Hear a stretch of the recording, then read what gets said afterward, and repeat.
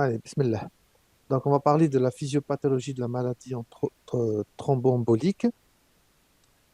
Donc, la maladie thromboembolique donc, est une maladie vasculaire et donc elle est caractérisée par le fait que la thrombose veineuse ainsi que l'embolie pulmonaire, donc ce sont deux pathologies qui sont étroitement liées et elles sont donc indispensables.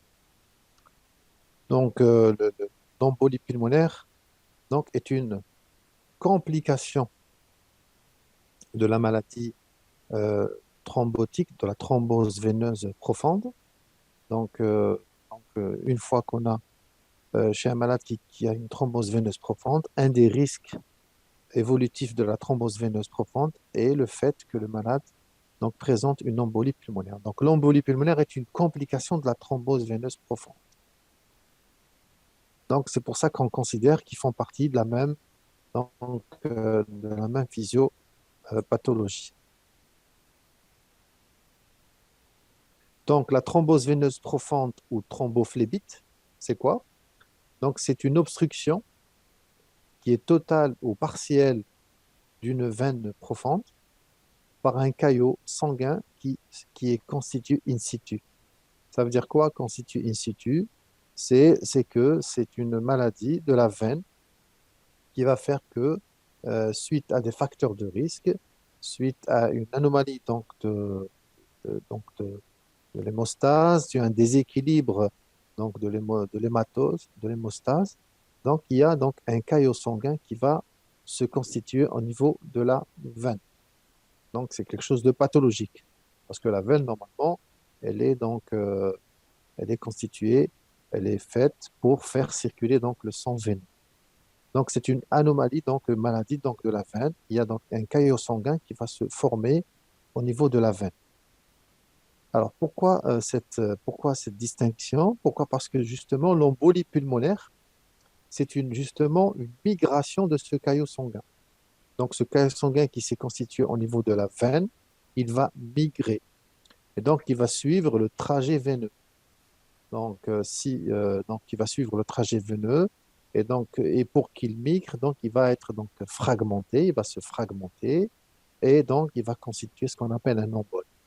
Donc, un embole, c'est quoi? Un embole, c'est une petite ou une grande partie du thrombus ou bien de la thrombose qui s'est constituée au niveau de la veine. Et donc, il va migrer et donc il va suivre le trajet de la circulation veineuse. Étant donné que la circulation veineuse, elle se fait, donc elle assure le drainage, ce qu'on appelle le drainage du sang veineux, qui est donc pauvre en oxygène et riche en CO2, vers donc le poumon droit à travers la veine cave inférieure à la veine cave supérieure. Donc, il va arriver au niveau du cœur droit. Et donc, le cœur droit, sa fonction, c'est justement d'éjecter ce sang veineux pauvre en oxygène vers le poumon à travers quoi? À travers l'artère pulmonaire. Et donc, tout le risque justement de ce thrombus qui s'est constitué au niveau de la veine, c'est de migrer donc de se fragmenter d'abord et ensuite de migrer vers la circulation pulmonaire. Et si donc on a une embolie pulmonaire, ça veut dire qu'il y a un embole qui provient d'une thrombose veineuse profonde et qui va arriver au niveau de la circulation pulmonaire. Et donc par conséquent, cette circulation pulmonaire, si elle est obstruée, si elle est obturée par un thrombus ou bien par un embole, qui est une partie du thrombus, et donc ça va donner des problèmes d'origine respiratoire et d'origine hémodynamique selon la taille de ce thrombus ou bien selon la taille de cet embole ou bien de cette partie ou bien de ce fragment de thrombose. Donc, l'embolie, donc la thrombose qui donne donc une embolie, on dit que on part donc le caillot sanguin, on part donc d'embolie fibrino-cryorique, c'est-à-dire que c'est une embolie qui a pour origine une thrombose, un caillot sanguin provenant donc c'est une veine profonde. On peut avoir d'autres types d'embolies qui ne sont pas dues à une thrombose veineuse profonde. Donc, je vais juste les citer. Ça ne fait pas partie donc de ce cours, mais juste pour les connaître, on peut avoir donc ce qu'on appelle l'embolie graisseuse. Et à ce moment-là, ce n'est pas donc un fragment, c'est pas un fragment d'un thrombose ou bien un embole d'origine thrombotique, c'est donc il est d'origine graisseuse, ou bien on peut avoir aussi une embolie gazeuse. Et là aussi, donc à la différence de la thrombose veineuse profonde qui est à l'origine de cette embolie pulmonaire fibrinochorique, donc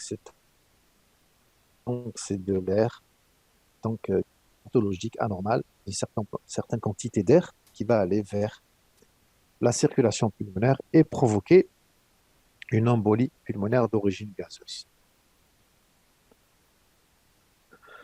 Donc, le pronostic immédiat donc, de cette embolie pulmonaire, bien sûr, il est immédiat. Donc, il va donner ce qu'on appelle le cœur pulmonaire aigu. Donc, le pronostic vital immédiat donc, est le cœur pulmonaire aigu. On va le voir, donc, on va le détailler vers la fin. Donc, le cœur pulmonaire aigu d'origine embolique. C'est quoi? Donc, c'est une embolie pulmonaire qui est secondaire à une obstruction importante du lit vasculaire, d'un pourcentage important du lit vasculaire, et donc il va gêner donc la circulation pulmonaire et il va donner donc ce qu'on appelle un cœur pulmonaire aigu, qui est un état de choc, donc une des formes de l'état de choc cardiogénique. Alors, le pronostic à long terme, c'est que on peut avoir donc, au lieu d'avoir un cœur pulmonaire aigu, donc brutalement une embolie qui est sévère avec une obstruction importante d'emblée, donc d'un grand pourcentage du lit vasculaire pulmonaire, là, ça se fait d'une manière plus insidieuse, plus chronique. Donc, c'est plusieurs fragments, donc plusieurs petites embolies. Donc, il y a donc plusieurs petites embolies qui se font et donc ce qu'on appelle le cœur pulmonaire chronique. Donc, c'est une atteinte donc, de la circulation pulmonaire, mais qui se fait de manière chronique. Donc, il y a une répétition de plusieurs emboles donc, qui vont donner le même phénomène, mais d'une manière donc, chronique. Une autre complication chronique, c'est au niveau de la veine elle-même. Donc, c'est local. Donc là, on a l'embolie pulmonaire, le cœur pulmonaire aigu et le cœur pulmonaire chronique. Donc, c'est une complication donc, à distance. Et donc, à distance de la thrombose, ça se passe au niveau du poumon, de la circulation artérielle. Là, on a donc une complication locale au niveau de la thrombose. C'est ce qu'on appelle la maladie post-thrombotique. Donc, on va avoir une altération de l'architecture de la veine et des veines, donc du réseau veineux qui entoure donc la thrombose. Et donc, on va avoir des complications, des anomalies du drainage du sang veineux au niveau donc de l'endroit où s'est constituée donc la thrombose. Donc, c'est une complication qu'on dit, elle est locale.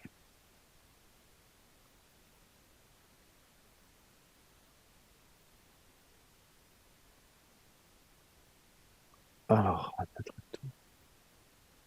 ok, on me demande d'admettre les étudiants, donc je les ai admis. Mais je ne sais pas la capacité de Zoom. En tout cas, je les admets d'une manière systématique. Il n'y a pas de souci. Alors, euh, on continue. Donc on vient de parler donc des complications. Allez, on continue. Donc le point de départ de la thrombose, donc le thrombus, on parle de thrombus. Le thrombus, c'est le caillot sanguin qui se constitue au niveau de la veine et donc qui va donner la thrombose. Donc la thrombose, c'est la maladie. Donc il est souvent distal, donc dans les zones où il y a un ralentissement du flux sanguin, à savoir les veines solaires au niveau des membres inférieurs, là où il y a les valvules il y a aussi là où il y a l'abougement des collatérales. Donc, c'est-à-dire, c'est vers la circulation pulmonaire et donc est donné donc l'embolie pulmonaire. Il peut être donc occlusif et donner des complications, c'est ce qu'on appelle la thrombophlébite, c'est-à-dire les signes locaux de la thrombose veineuse au niveau du membre, notamment du membre inférieur. Et il peut aussi se fragmenter et donner, comme on vient de le dire, la, l'embolie pulmonaire. Alors, il peut y avoir aussi, d'une manière spontanée, une lyse spontanée, c'est-à-dire lorsque le thrombus n'est pas très volumineux, donc il peut y avoir quoi? Ce thrombus qui s'est constitué, il peut se liser, c'est-à-dire se fragmenter et donc disparaître spontanément sans aucun traitement. Et donc là, ça concerne surtout les thrombus qui n'ont pas donc qui ne sont pas volumineux. Et donc à ce moment-là, il y a donc une guérison, ce qu'on appelle une guérison spontanée. Mais ça ne concerne pas les thrombus qui sont volumineux, bien sûr, ou bien lorsqu'aussi le facteur étiologique n'a pas disparu. Alors, donc, qu'est-ce qui peut donner, donc, sur le plan de la physiopathologie, qu'est-ce qui peut donner donc, la constitution d'une thrombose veineuse? Donc, la thrombose veineuse profonde, il lui faut des conditions pour qu'elle se constitue, et donc, elles ont été décrites donc, Rudolf Virchow, déjà dans les années, donc, au XVIIIe siècle déjà, 19e siècle, et donc elles sont décrites par sa triade qui associe quoi? Qui associe trois anomalies. Donc, une anomalie, qui constitue l'écoulement sanguin, c'est-à-dire un ralentissement de l'écoulement sanguin, donc qui est connu sous le nom de stase. La stase, donc, c'est un ralentissement de la circulation veineuse. Il y a aussi la lésion de la paroi de la veine. Donc, la veine, donc, elle est constituée donc, par une couche endothéliale, des lésions de la cellule endothéliale. Et on va voir tout à l'heure que les cellules endothéliales font partie, ce sont des cellules qui font partie, qui ont donc une place importante dans, dans la physiologie de l'hémostase et la physiopathologie justement de la thrombose. On peut aussi avoir une anomalie de l'hémostase. Donc, il y a donc ce qu'on appelle un état d'hypercoagulabilité. Donc, il y a des patients qui ont un état, donc qui vont coaguler plus que d'autres. C'est ce qu'on appelle donc la thrombophilie. Donc, la thrombophilie est un état d'hypercoagulabilité qui, donc, ces trois éléments, donc la stase veineuse, la lésion endothéliale et l'hypercoagulabilité ou la thrombophilie, donc ce sont les trois éléments de la triade de Virchow. Et à chaque fois qu'on a des facteurs de risque qui entraînent soit un état d'hypercoagulabilité et ou une lésion endothéliale et ou une stase veineuse, donc on va avoir une augmentation du risque de constitution de la thrombose. Donc, qu'est-ce qui peut donner une stase veineuse? Donc, il y a plusieurs éléments, ils sont nombreux. Donc, les facteurs de risque, ils sont donc nombreux. On a d'abord l'immobilisation, donc quelqu'un qui est immobilisé. Donc, par exemple, un patient qui a un AVC, qui est immobilisé, il est paralysé, donc il ne bouge pas. Donc, l'obésité, l'excès de poids, l'hyperviscosité sanguine, donc favorise la stase veineuse, la lésion endothéliale. Donc, qu'est-ce qui peut donner une lésion endothéliale? La chirurgie, donc toute agression chirurgicale, la mise en place des cathéters, donc des trompes veineux, donc les cathéters centraux, que ce soit donc en position fémorale principalement, ou bien ailleurs aussi, mais surtout en position fémorale. Donc, il y a la mise en place aussi de sondes de de stimulation cardiaque qu'on met pour les BAV complets. Donc, c'est des sondes qui sont mises de manière définitive. Et aussi les toxicomanes qui se font donc injecter par voie IV de façon multiple. Donc, il y a une agression importante et continue, et donc des voies veineuses. Et aussi, bien sûr, les antécédents de maladies de thrombose veineuse, donc lorsque quelqu'un il a un antécédent de thrombose veineuse, donc il est à risque donc d'en faire d'autres thromboses veineuses. Les anomalies de la coagulation, donc on connaît donc la coagulation, les trois stades de l'hémostase. Donc il y a l'hémostase primaire, la coagulation et la fibrinolyse. Et donc il y a donc un équilibre à l'état normal, à l'état physiologique entre les processus de la coagulation et le processus donc de la fibrinolyse. Et lorsque donc, il y a la coagulation, donc on a ce qu'on appelle donc un risque de thrombose veineuse. Et pareil, lorsqu'on a donc un déséquilibre de de ce processus physiologique en faveur de la fibrinolyse, donc on va avoir à l'inverse un risque ou bien un état de saignement pathologique donc, donc, qui peut donner donc, des conséquences. Donc c'est ça. Donc l'hémostase, donc c'est toujours un double, un double risque, c'est-à-dire lorsque le processus le processus de la coagulation est déséquilibré en faveur de la coagulation, et donc on a un risque de thrombose. Et l'inverse, on peut aussi avoir un risque de saignement, donc pathologique.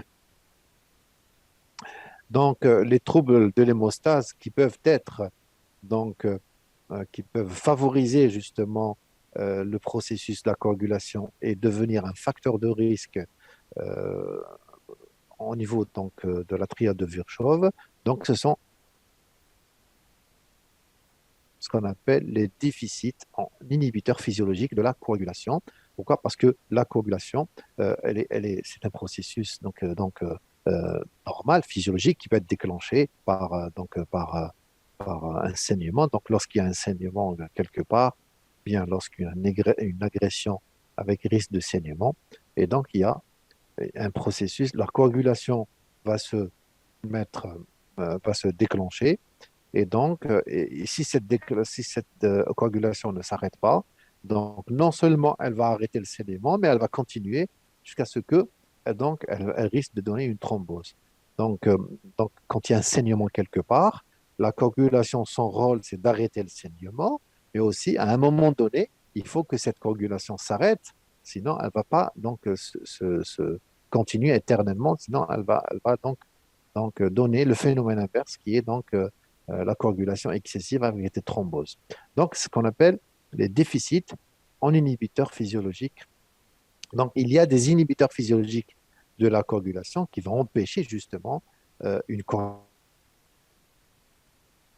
coagulation donc exagérée lorsque celle-ci elle est mise en œuvre. Donc, s'il y a des déficits en inhibiteurs physiologiques de la coagulation, donc qu'est-ce qu'on peut avoir? On peut avoir donc un facteur de risque de thrombose. Et aussi, donc c'est le principal trouble donc de l'hémostase impliqué donc dans la formation des thromboses et donc ils sont souvent donc héréditaires. C'est ce qu'on appelle donc la thrombophilie. Donc à chaque fois que quelqu'un fait une thrombose, surtout s'il n'y a pas de facteur de risque évident lié à dans la triade de Virchow, je veux dire, une anomalie de la lésion endothéliale ou bien euh, une stase veineuse, comme ça on a quelqu'un, un jeune, voilà, qui n'a aucun facteur de risque, qui fait une thrombose. Donc on se dit qu'il a, qu'il a peut-être une thrombophilie, donc des anomalies héréditaires congénitales en déficit en inhibiteur physiologique de la coagulation, qu'on va aller donc rechercher par des dosages spécifiques.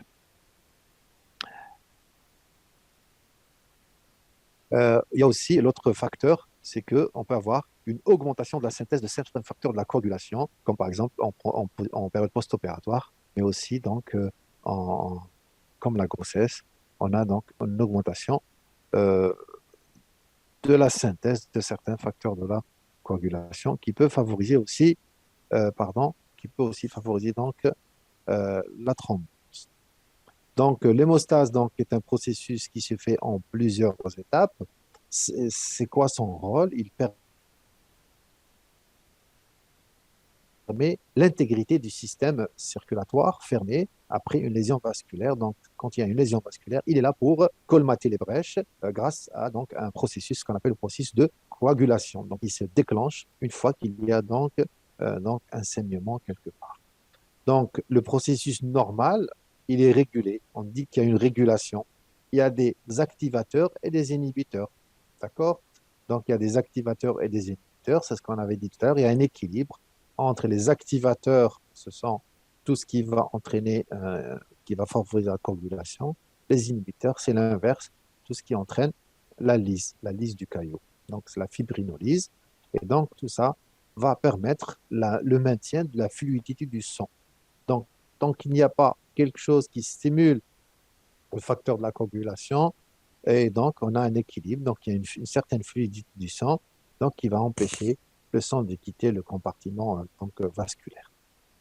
Et donc l'hémostase, elle est jugée anormale lorsque la coagulation du sang, elle est inappropriée. À ce moment-là, donc, elle est exagérée, inappropriée. Donc, et c'est ce qu'on appelle donc, la maladie thrombotique et qui va donner la maladie thromboembolique, ou bien elle peut être insuffisante pour arrêter donc l'écoulement de sang donc du compartiment vasculaire. Et là donc on est dans l'autre versant, c'est-à-dire dans le saignement. D'accord? Et donc la thrombose, c'est la formation inappropriée de caillots sanguins par le système vasculaire. D'accord? Et le saignement, c'est l'inverse, c'est l'incapacité du sang à coaguler en réponse à un stimulus donc approprié. Voilà. Donc nous, on s'intéresse donc à cette première partie euh, des troubles de l'hémostase qui est donc la thrombose. Donc la thrombose, donc il y a deux concepts dans la formation de thrombose.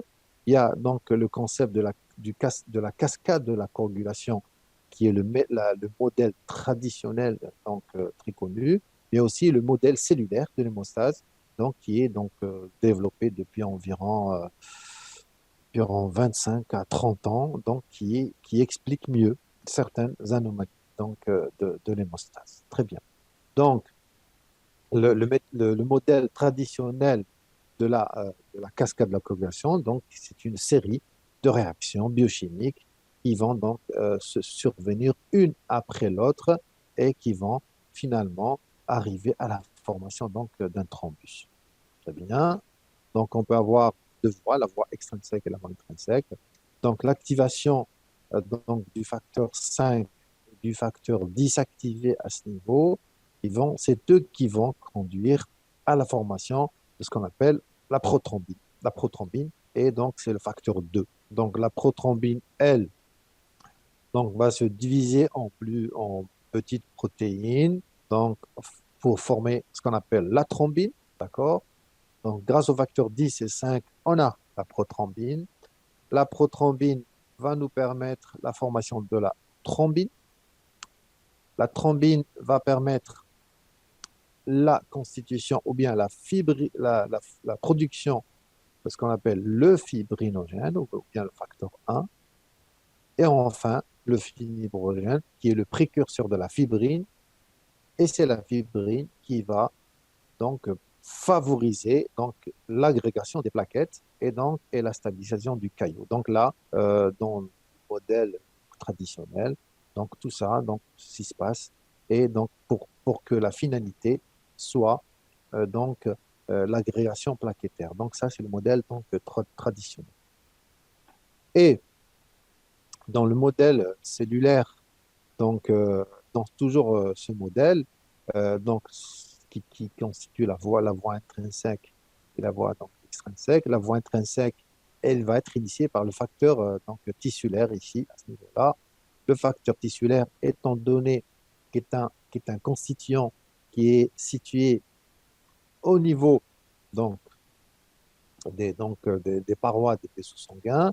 Donc, lorsqu'il y a donc, certaines lésions endothéliales, donc il va être mis en contact avec donc, le secteur plasmatique et donc il va donc déclencher cette réaction.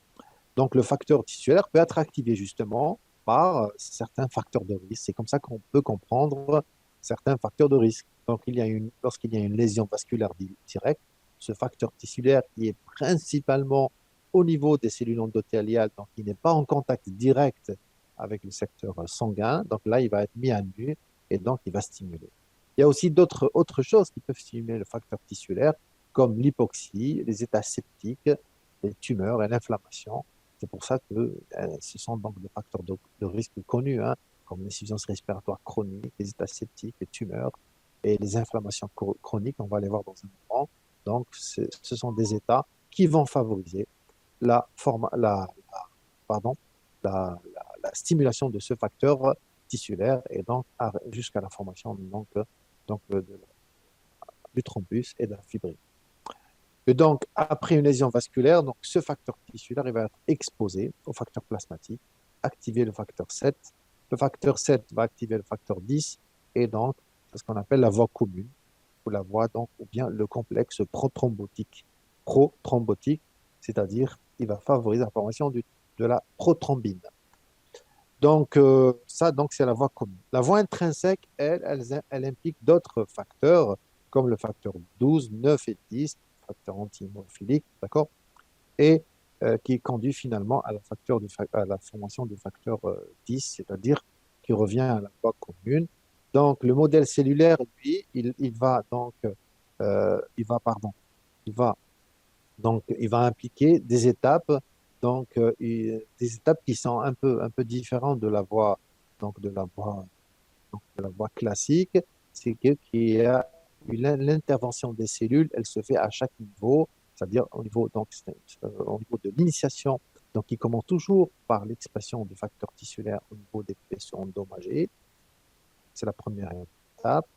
Donc, il y a un facteur d'activation des plaquettes, de propagation de la thrombine et après de stabilisation. Donc, ce qui est différent du modèle euh, cellulaire, pardon, le modèle classique, conventionnel, c'est que à chaque étape de la formation de la coagulation, donc il y a les cellules qui interviennent et notamment, on va continuer, d'accord? Très bien.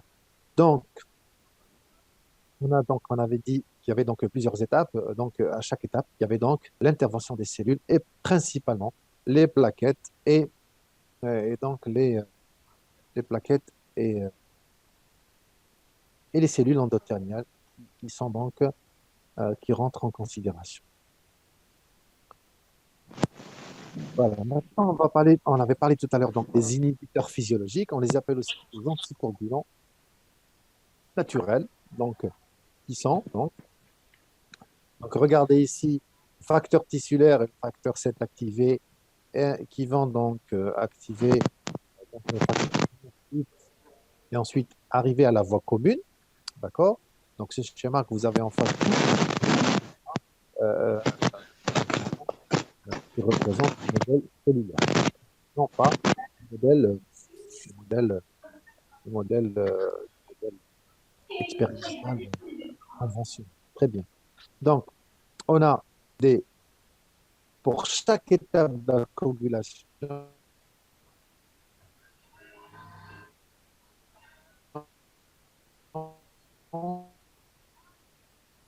il existe un inhibiteur naturel, donc les protéines de cette étape, qui vont en thrombose excessive, un phénomène donc de coagulation excessive. Donc, euh, ces protéines sont donc le TFPI, c'est l'inhibiteur de la voie du facteur tissulaire.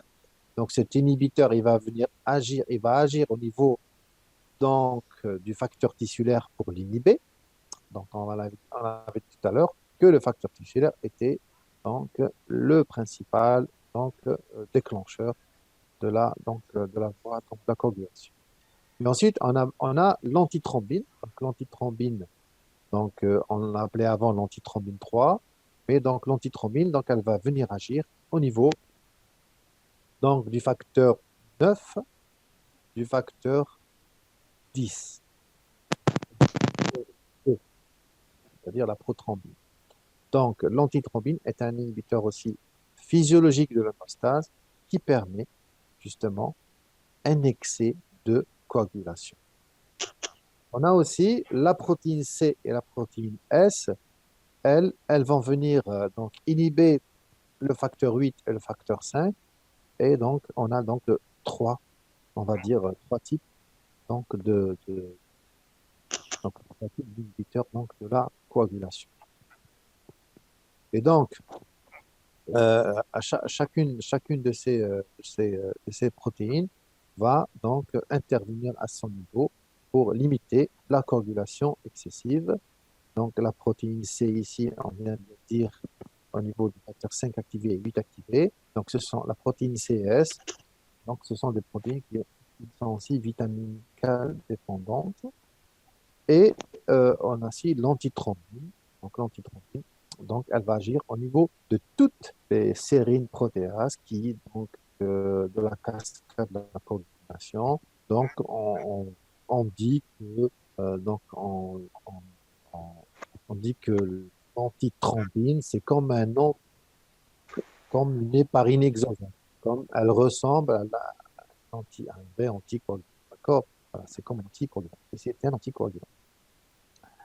Donc, maintenant, on va citer donc les facteurs de risque qui sont donc multiples et souvent associés au niveau donc lorsqu'on est donc, en face d'un patient.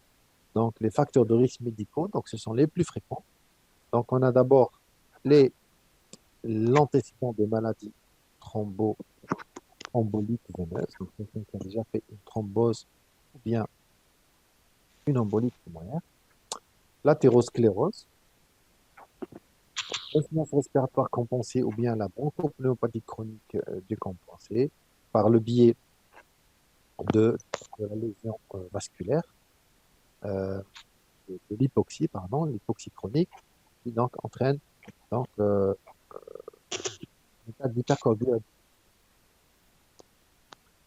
des brûlures graves, le cancer et les syndromes myéloïdes prolifératifs qu'on a cités tout à l'heure, le cœur pulmonaire chronique lui-même, donc les états de fibrose pulmonaire, les colites inflammatoires, donc dans le cas des inflammations chroniques, le diabète, les entéropathies inflammatoires, l'hypertension artérielle, l'infarctus, les infections, l'insuffisance cardiaque, l'insuffisance respiratoire, quelle que soit la cause, l'insuffisance veineuse chronique, lupus, la maladie de décès, donc là on est dans les maladies système, l'obésité, comme on l'a vu tout à l'heure. Donc, Regardez. euh, Monsieur, oui, s'il vous plaît, c'est quoi un TEV? maladie Les thromboembolique. anti... Ouais, d'accord. Donc, paralysie du membre inférieur, donc ça revient aux patients qui sont immobilisés. Donc, le syndrome des anticorps antiphospholipides, le syndrome néphrotique, la thrombopénie à l'héparine et les varices. Donc, on a beaucoup de facteurs de risque médicaux qui peuvent être à l'origine, qui sont des facteurs de risque de la maladie thromboembolique. Les facteurs de risque chirurgicaux, ils ne sont pas non plus rares. Donc, ce sont donc les amputations, les chirurgies, d'accord, et tous les plâtres et donc et les traumatismes. Les facteurs de risque divers, on retrouve l'âge, le sexe masculin, les cathéters, on les a cités tout à l'heure, les compressions veineuses, la grossesse, le postpartum, l'immobilisation, le toxicomane, le tabac, les saisons et aussi les voyages prolongés. Les facteurs biologiques, donc ce sont donc les déficits principalement en inhibiteurs physiologiques de la coagulation, comme l'antithrombine 3, déficit en protéines C et S, les dysfibrillogénémies, et aussi les déficits en facteurs 7, 8, 9 et 11, et donc dyslipidémie. Il y a aussi des facteurs de risque qui sont liés au traitement, donc aux médicaments, comme les antipsychotiques, chimiothérapie, les anticancéreuses et certains traitements hormonaux qui sont connus, comme les œstrogènes et et la contraception. Voilà. Les chirurgies à haut risque, elles sont donc importantes à souligner, comme donc à chaque fois les fractures du fémur, du genou, du pelvis, les prothèses totales de genou et les prothèses totales de hanche, la chirurgie abdominale majeure, les traumatismes graves et aussi toutes les pathologies de la moelle épinière lorsqu'elles sont donc au stade chirurgical. Voilà. Maintenant, on va finir par la physiopathologie de l'embolie pulmonaire. Comment se constitue donc, qu'est-ce qu'elle va donner l'embolie pulmonaire en termes physiopathologiques. Alors, vous avez donc l'embolie pulmonaire, donc, elle va d'abord altérer donc, la circulation pulmonaire et va provoquer une hypoxie. Alors, comment une embolie pulmonaire va-t-elle donner une hypoxie? C'est que vous avez, euh, vous avez donc un rapport ou bien au niveau donc des échanges des capillaires pulmonaires au niveau du poumon, on a ce qu'on appelle une adéquation entre le rapport ventilation-perfusion. D'accord? Donc les alvéoles, une alvéole pour qu'elle ne donne pas d'hypoxie, pour qu'il y ait une bonne oxygénation artérielle au niveau des capillaires, donc il faut qu'il y ait un bon ratio, un bon rapport entre la perfusion de cette alvéole et la ventilation de cette alvéole. C'est-à-dire la quantité d'air qui arrive au niveau des alvéoles, il faut qu'elle soit en adéquation avec la quantité de sang qui arrive au niveau de cette alvéole afin donc d'assurer les échanges gazeux. Donc l'embolie pulmonaire, elle va perturber ce rapport ventilation-perfusion et être à l'origine d'une hypoxie. Ça, dans un premier temps. Mais aussi, lorsqu'elle est sévère, lorsque l'embole est gros, lorsque la thrombose est volumineuse, ça va faire quoi? Ça va donner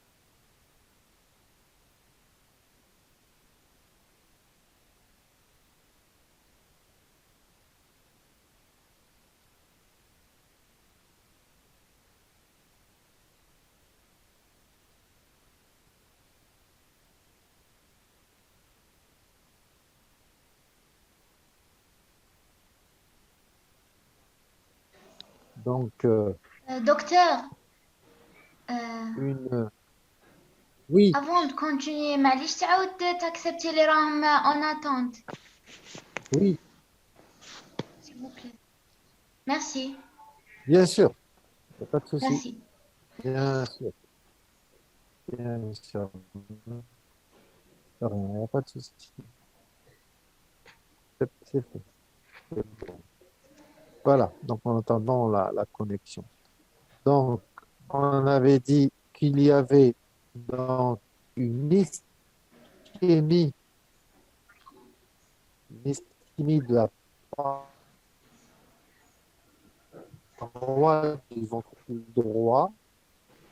Donc, justement, parce que donc, cette paroi du ventricule droit, elle est sous tension, d'accord? Elle est sous pression, sous tension, et en même temps, il y a une diminution de sa perfusion coronaire, des artères coronaires qui perfusent le cœur droit. Et donc, on a une ischémie de la paroi du ventricule. Cette ischémie va entraîner une dilatation du ventricule droit et un trouble de la symétrique du ventricule droit, c'est-à-dire de sa contractilité. On a une baisse de la contractilité. Le muscle myocardique va mal se contracter et donc va donner une dysfonction donc systolique et diastolique du ventricule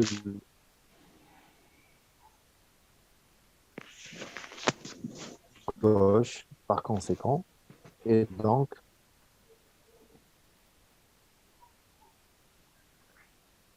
vous allez avoir donc une baisse des débits cardiaques gauche. Donc, l'anomalie donc, du ventricule droit va retentir sur le ventricule gauche et donc ça va nous donner ce qu'on appelle une baisse de la pression artérielle. La baisse de la pression artérielle va encore aggraver la diminution de la perfusion coronaire. Là, ce qu'on appelle un cercle vicieux qui va s'installer. Donc, diminution de la pression coronaire droit, le bas débit cardiaque gauche, on va avoir Recording stopped. cardiogénie par défaillance du cœur droit. Pas une Monsieur, défaillance on n'entend du rien. cœur gauche. Donc, c'est Monsieur, on ne vous entend pas. pulmonaire. Recording stopped.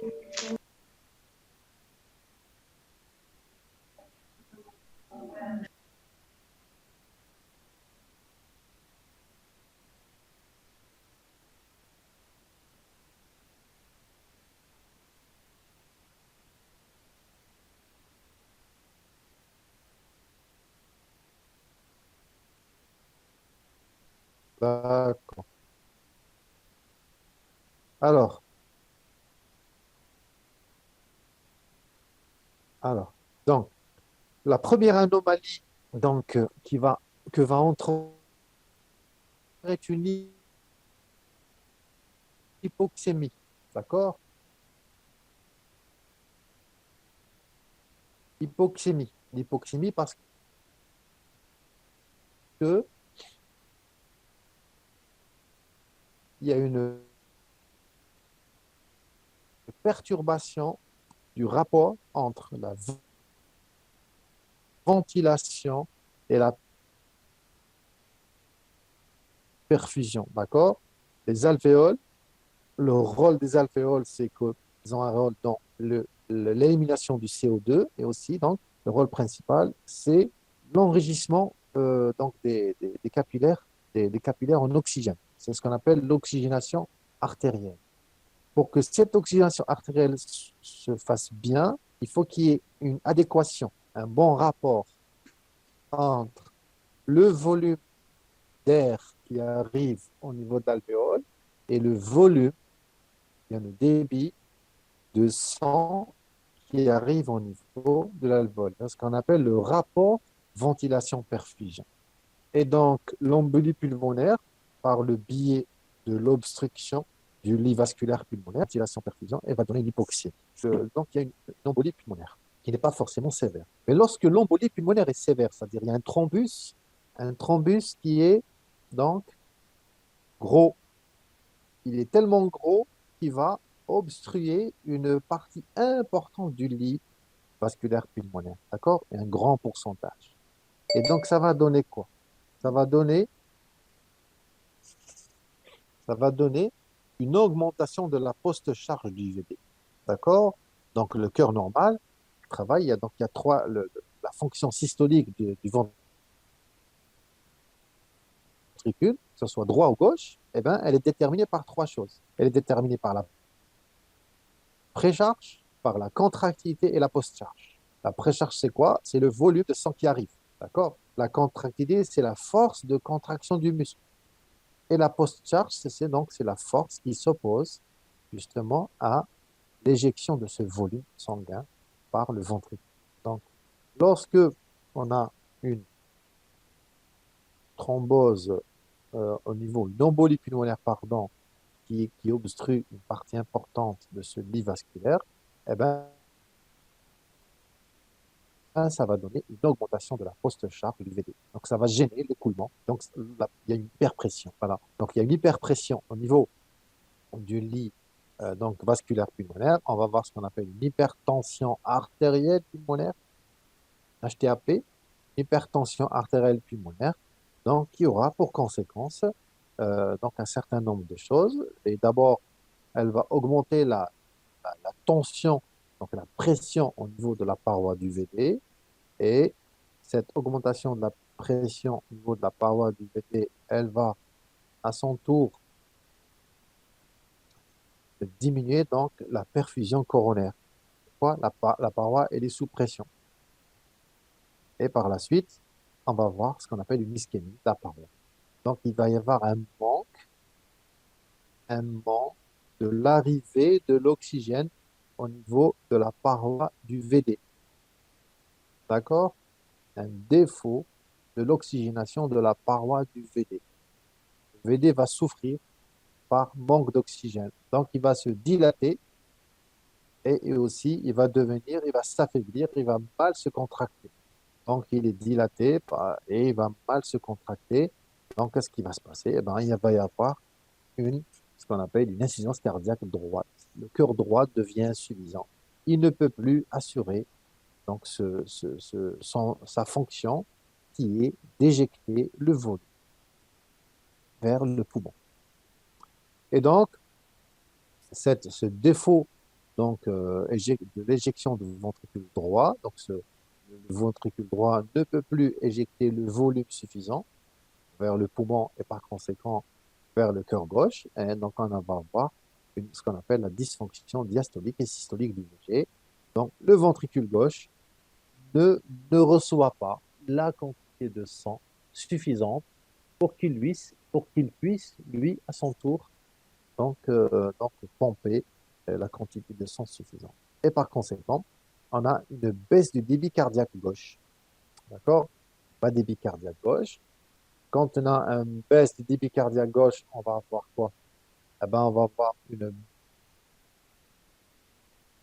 baisse de la perfusion, de la pression artérielle. Et donc, il y a un cercle vicieux qui se constitue. Baisse de la pression artérielle va à son tour encore aggraver la diminution de la perfusion coronaire, qui aggrave l'ischémie de la paroi du VG, qui aggrave la dilatation et l'hypokinésie, qui aggrave la dysfonction systolo-diastolique du VG et le bas débit.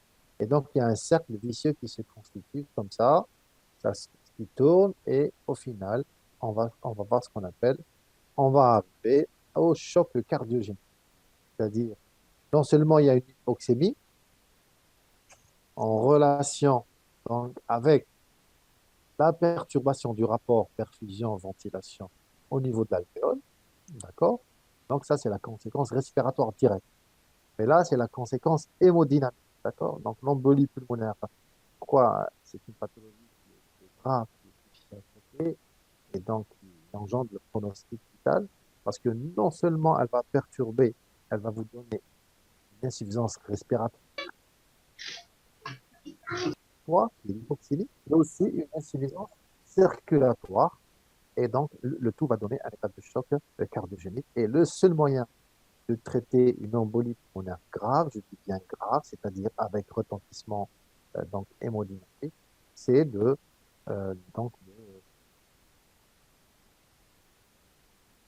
donner ce qu'on appelle un thrombolytique, parce qu'on n'a pas le temps d'attendre que ce thrombus se lise de manière physiologique et, et avec un peu, donc dans un temps, on a besoin, donc on n'a pas le temps d'attendre, sinon il y a risque d'avoir un arrêt cardiaque.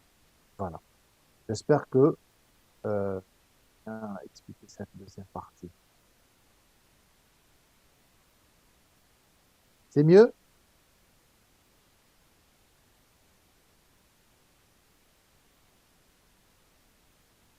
Très bien. Ah, je suis content. Il y a des oui. Merci. Docteur, s'il vous plaît, Oui, à votre service. vous pouvez me réexpliquer la diapo anticoagulant naturel? Je ne l'ai pas bien saisi. Bien sûr, pas de souci, tout de suite. Merci.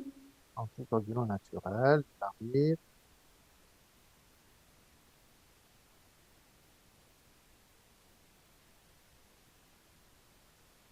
Voilà, c'est celle-là. D'accord? Donc, alors, le processus de la coagulation et le processus de la fibrinolyse, d'accord, ils sont en équilibre. Donc, à chaque fois, il y a donc le rôle principal de la coagulation, c'est quoi? C'est d'arrêter un saignement. Donc, s'il n'y avait pas de coagulation normale, à chaque fois qu'il y a un saignement, si le saignement ne s'arrête pas, ça ne va pas. Ça veut dire que on peut pas vivre en coagulation. D'accord? Donc, à chaque fois qu'il y a un saignement, la coagulation, elle est là pour arrêter le saignement. Très bien.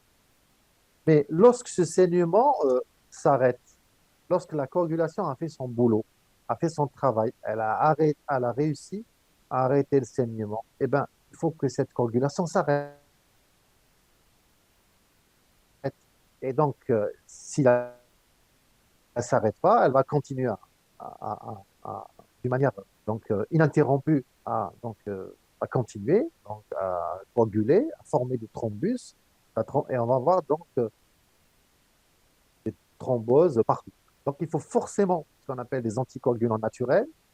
À un moment donné, lorsque la coagulation a réussi à justement arrêter le saignement, eh ben, il va falloir que ces anticoagulants naturels qui sont là, eh ben, ils vont dire stop. Il faut arrêter la coagulation parce que si on fait plus, d'accord? Et donc, ça va continuer donc, à thromboser partout. Donc, on a besoin de ces anticoagulants naturels qui vont donc agir à chaque niveau. Donc, il y en a trois principalement. Et donc, la coagulation ici, elle va aboutir au caillot. Donc, le caillot, lui, il va se liser par la fibrinolyse ici. Fibrinolyse. Très bien. Et donc, physiologique. Très bien. Donc, on a le TFPI. On a donc trois types. Le TFPI, lui, donc c'est un anticoagulant naturel qui va venir ici agir au niveau du facteur tissulaire pour le freiner. On a l'antithrombine, qu'on appelait aussi avant l'antithrombine 3, qui va agir au niveau de trois sites, du facteur 9, 10 et même au niveau du facteur 2 pour donc justement freiner cette coagulation. Et on a aussi les protéines C et S qui, elles vont agir au niveau du facteur 8 et 5 pour aussi freiner. Donc ce sont les anticoagulants naturels, ils interviennent lorsque une fois que le processus de coagulation a été initié. D'accord? Voilà. Et donc, il participe à l'équilibre donc, entre processus de coagulation et au processus de saignement. Et donc, si un de ces facteurs anticoagulants naturels, il n'existe pas, bien, il ne travaille pas en quantité suffisante, qu'est-ce qui va se passer? Le jour où il va y avoir une stimulation de la coagulation, elle va se faire, il n'y a pas de problème à ce niveau-là. Le problème n'est pas là, la coagulation se fait et au moment où cette coagulation devrait s'arrêter, devrait se terminer parce qu'on n'en a plus besoin, donc c'est à ce moment-là que les anticoagulants naturels devraient agir. Et s'ils sont insuffisants, qu'est-ce qui va se passer? Eh bien, ça va coaguler d'une manière donc, exagérée. Donc, on peut avoir la constitution donc, d'une thrombose, donc de thrombus et d'une thrombose. Voilà. J'espère que c'était clair pour vous. Merci beaucoup, docteur. Merci. C'est bien? Ah, très bien. Oui. Quoi? Ok. Ok, bon, là, le temps il va bientôt donc, se terminer. Alors, j'ai une question. Pourquoi on a une augmentation de la production des facteurs de la production pendant et après la grossesse? Eh bien, c'est pour préparer l'accouchement. Parce que l'accouchement est donc, c'est une situation qui est associée à un saignement physiologique, d'accord? Vous savez, donc, un accouchement, il est associé à un saignement d'environ 500 millilitres, d'accord? Donc, il y a une sorte de préparation à à cet accouchement. Comme ça, au moment de l'accouchement, il va y avoir un saignement. Donc, il ne faut pas avoir donc, d'accouchement sans saignement, ce qui est normal, d'accord? Il y a le placenta donc, se détacher donc, de l'utérus. Donc, il y a un saignement qui est physiologique. Donc, justement, c'est grâce à ces facteurs de la coagulation qui ont été donc, un petit peu synthétisés en plus. C'est pour justement faire face à ce saignement physiologique et donc arrêter ce saignement physiologique. Voilà. D'accord?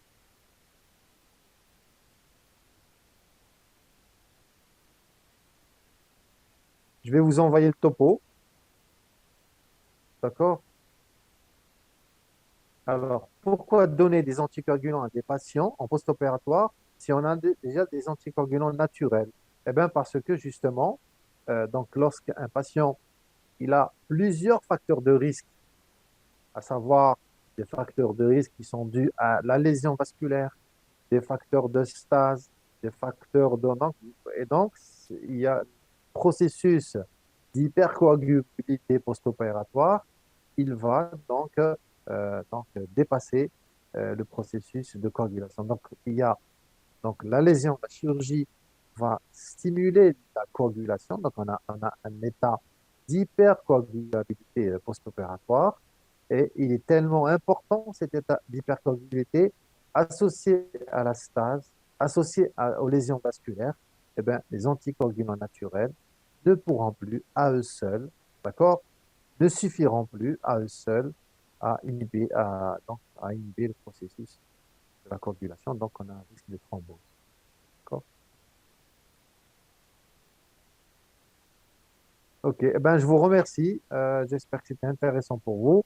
Je vais vous envoyer par le biais de la déléguée le cours et je vais aller vérifier si l'enregistrement a été bien fait pour vous l'envoyer.